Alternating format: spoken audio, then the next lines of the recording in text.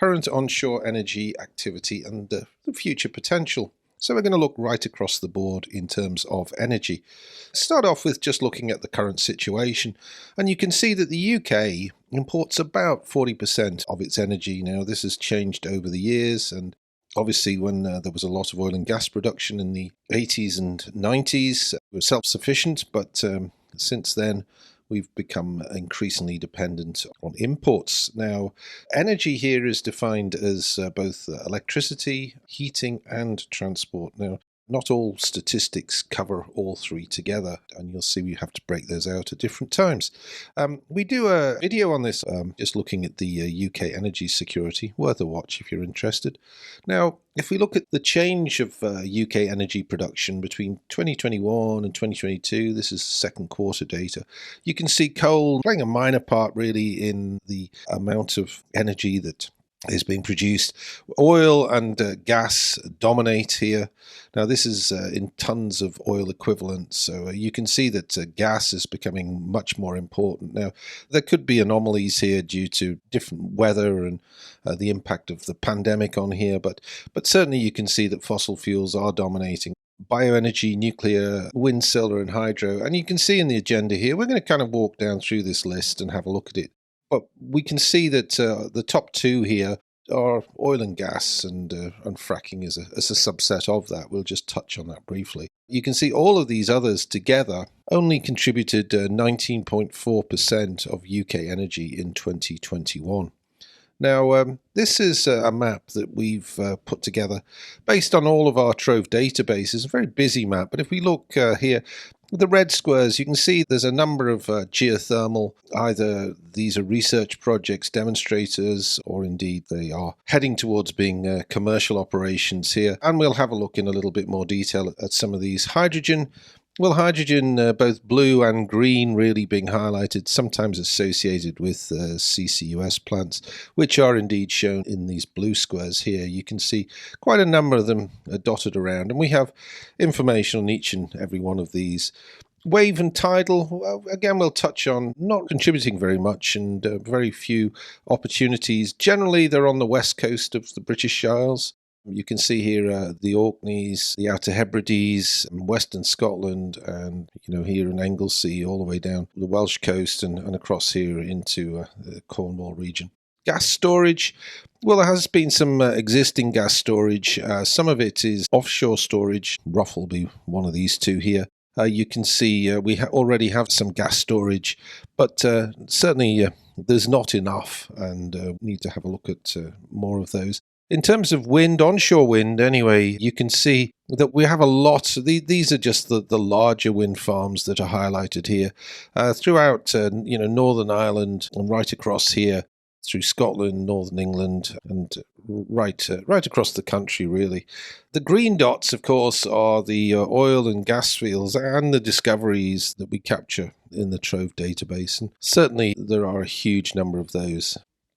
So if we now start looking at the first of these energy sources, and we'll look at oil and gas, well, really just to summarize, this is the data that's available on NSTA's PPRS database, and it shows really that the oil and gas production really taking off here in the early 90s and is now sort of come down. It's only contributing around about 20,000 barrels of oil equivalent per day.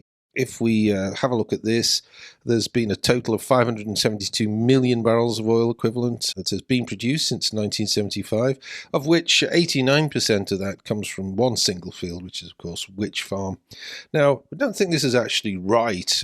I think some of the onshore fields are not on here. For example, we don't see Welton. There is a difference apparently between land and onshore within the PPRS definition, so I think that somebody should be looking at that and sorting it out. So in terms of land's contribution, well, you can see it rather shrinks down to this box here, and really, the central North Sea, northern North Sea, and for that matter, the gas in the southern North Sea, really, they're the much more significant source of all the oil and gas production throughout the UK. So land's contribution in oil and gas is fairly minor and is likely to remain that way. Now, some of the basins, well, again, within our TROVE database, we cover essentially everywhere across the UK. You can see here that the major basins for assets are East Midlands, Weald, Wessex, and the Cleveland Basin. But there are contributions and some oil and gas fields in these other regions here. We have 74 fields, or have had.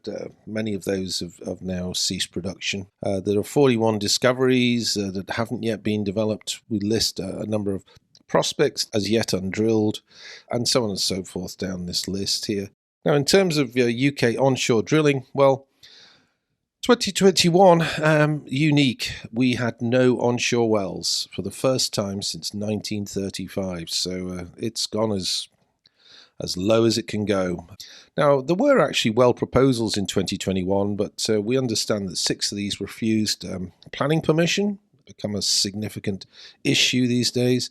One was cited for being disrupted due to the pandemic, and 2 of these were deferred by the operator into later years. So you can see that there has been a steady decline in onshore oil and gas drilling, which really, there is potential out there, and the industry needs more support from government to make this happen. Now, it all started, exploration started back in 1915, and it was really down to a national necessity. It was to secure supply, and of course at that time it was the First World War, and Hardstoft was the first field discovered in 1990, and it then produced for 18 years.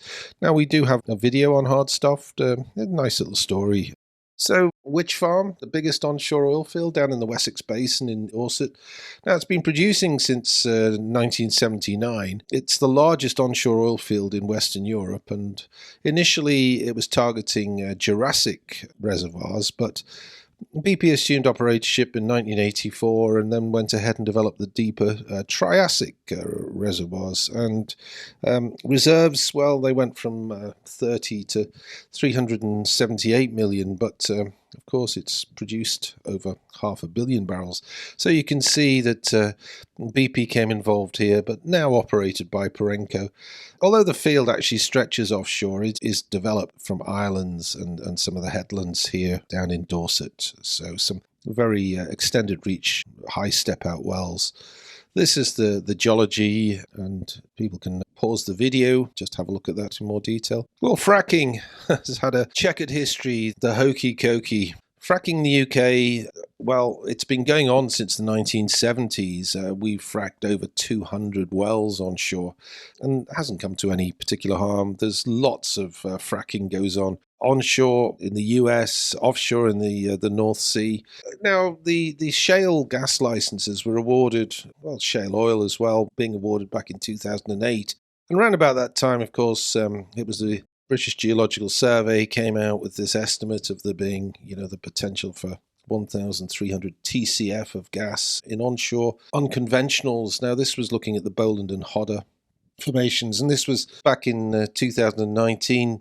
Unfortunately, it was also in 2019 there was a moratorium on fracking, and really very little has happened since then. Of course, we have done the shuffle this year, and we'll see where fracking goes, but probably nowhere fast, which is a shame, because demonstrably we can get significant gas out of these very, very low permeability reservoirs, as demonstrated in certainly some parts of the cell pit inversion, extremely low permeabilities, and yet they yield gas. That's on the offshore, and onshore we've seen gas also produced. It's not from the shale itself, but probably from some of the limestones and sandstones within that shale sequence. So switching across now and just starting to look at renewables, and if you look at the statistics here for renewables broken out by the countries in the United Kingdom, you can see that we've got the roles of offshore wind, onshore wind, solar and bioenergy have been the major contributors here. Now this is the capacities in 2021, and it's for electricity generation only. Now, if we look in each of these in a bit more detail, so in terms of solar, you can see that the actual generation is a lot less than the capacity, and solar's ramped up to 10% of all of the renewables in the last decade. with the major inputs being both onshore and offshore wind and bioenergy. Now, if we look at bioenergy, it actually provided 15% of the UK's energy demand, or rather it will by 2050, and that's according to the CCC. Now, in 2020, the contribution was 7.4% of UK's energy, and there's the breakdown of which sectors that it supplied. And it was indeed the largest contributing renewable within the UK, and you can see it's going up. It's certainly not going up exponentially, and it seems to kind of be almost a linear growth. Now, some ask, though it's sustainable, exactly how green is that? When we're looking at plant-based, and basically if that's going on to be used as a biofuel, then it's displacing crops for food, and there's various other things. And there's also things like wood pellets, which aren't counted towards carbon emissions because they're said to be from sustainable forests, but there is a mismatch there. There's about 30 years where there is a deficit, and certainly more emissions that aren't then yet recaptured. So coming on to wind, well, you can see onshore wind has ramped up sort of linearly over time in the last decade. Offshore wind is really ramping up. In 2020, onshore, there's of the order of 1,800 onshore wind farms and produced a total of 14.2 gigawatts. Now, in the same year, the 46 wind farms offshore were only producing just under 10, but the capacity and the sizes of those wind farms are growing, the numbers are growing. And I think as we go forward, the focus is on offshore and should be on offshore. So we've seen the transition here from onshore to fixed offshore, generally in the shallower waters, and in time now moving and starting to see floating to take over. It's good distribution throughout the entirety of the UK, shown there on the map. Nuclear, well, the world's first commercial scale nuclear power reactor was actually built in the UK at Calder Hall, which is up in the Lake District, and it commenced operations in 1956. Now, most of the existing power stations, many shown on this map here, are due to decommission by 2028. You can see the operable nuclear power capacity, and you can see quite a few of these power stations have been decommissioned. And in the last few years, we have seen this marked decline in the nuclear capability. Now, this will be offset by Hinkley Point under construction, and it's expected to be connected in sort of 2027, 2028. But certainly Hunterston now is closed down in 2022, so there is challenges, and it's not going to be as significant a source of energy as it was back in the 1990s and 2000s. Geothermal, well, on the series of maps here, great potential with geothermal to decarbonise the UK, in particular the UK heating, and it certainly goes some way to replacing natural gas. Now you can see the number of geothermal heat pumps, and you can see that here's the sort of concentration throughout the UK.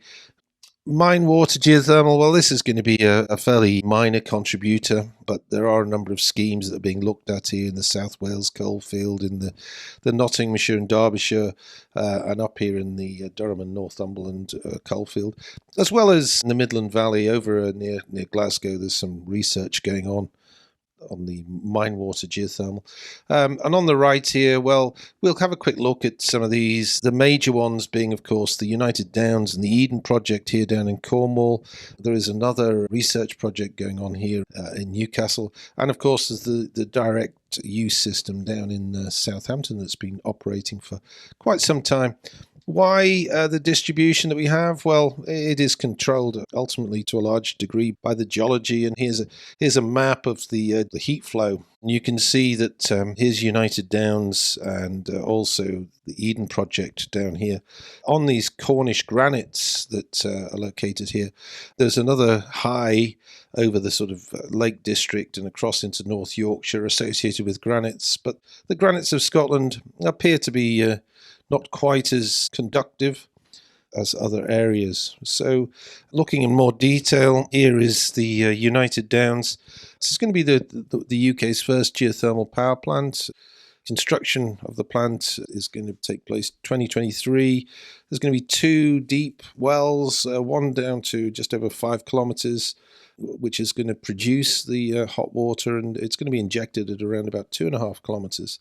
Now, it's intersecting a major regional northwest-southeast fault here, and that's going to be the conduit for the waters to flow between the 2 wells. Jubilee Pool is just a local scheme, so there are some other granites, and I'm sure these are being looked at for their potential for geothermal contribution.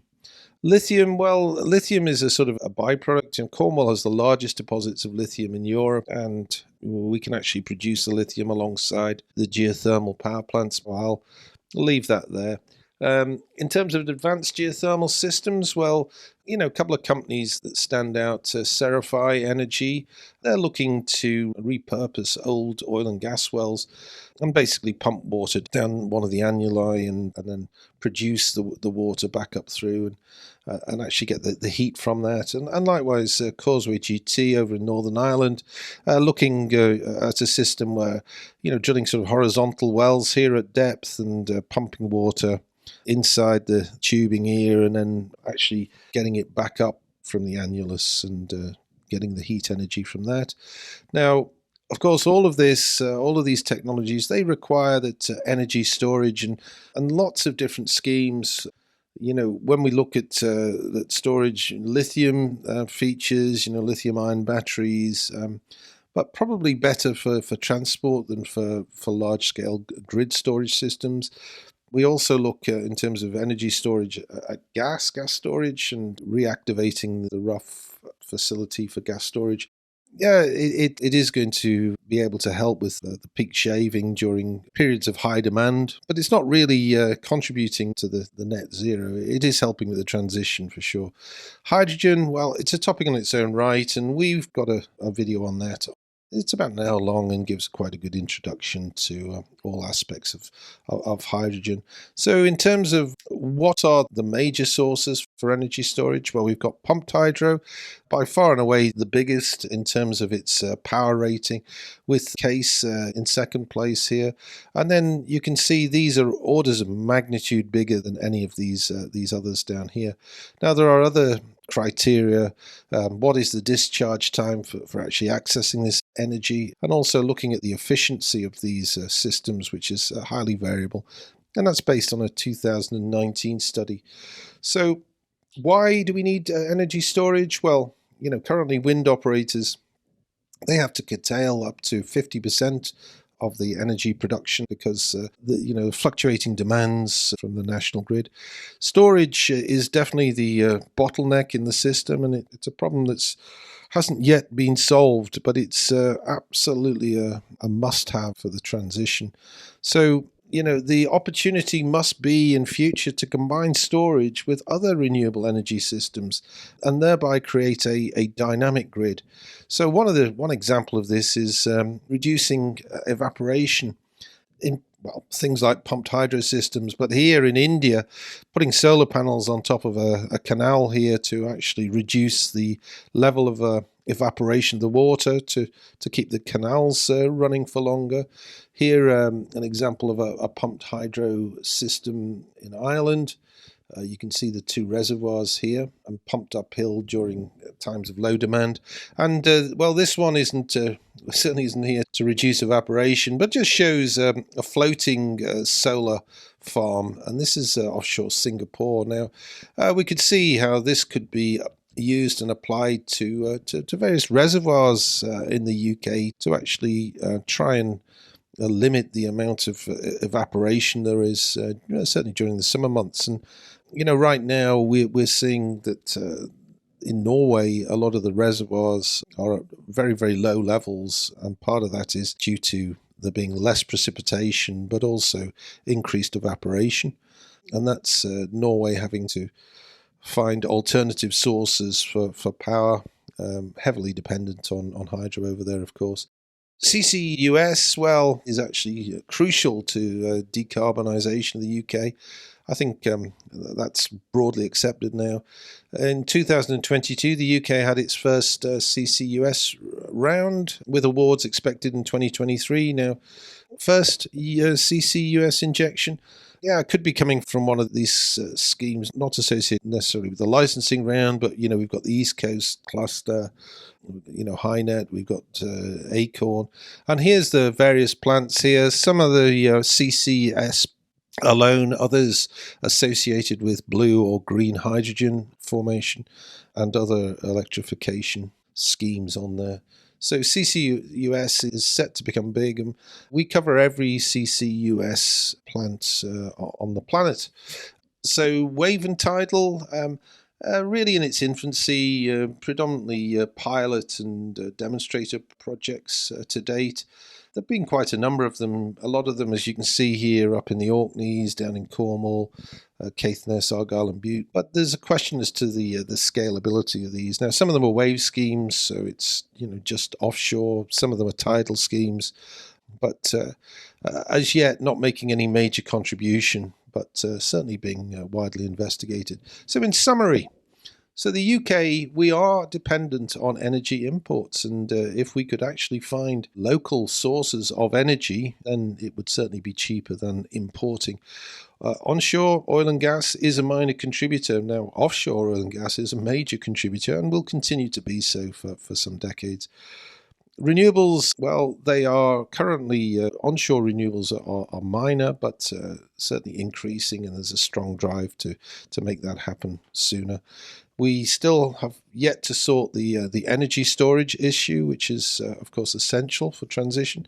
Major expenses will be associated with the infrastructure upgrades for many of the systems that we're describing here. If a lot more electricity is going to be moving around the UK, probably some major upgrades to transmission systems required, and they will not be cheap. But the UK does have a rich and diverse resources of energy. So thanks for watching. The UK troves that we have cover all of the energy sources, and you can see we can look at either big picture information or much more asset specific. We have the data for it all. Thank you very much for watching. Hope to see you back on our channel before too long.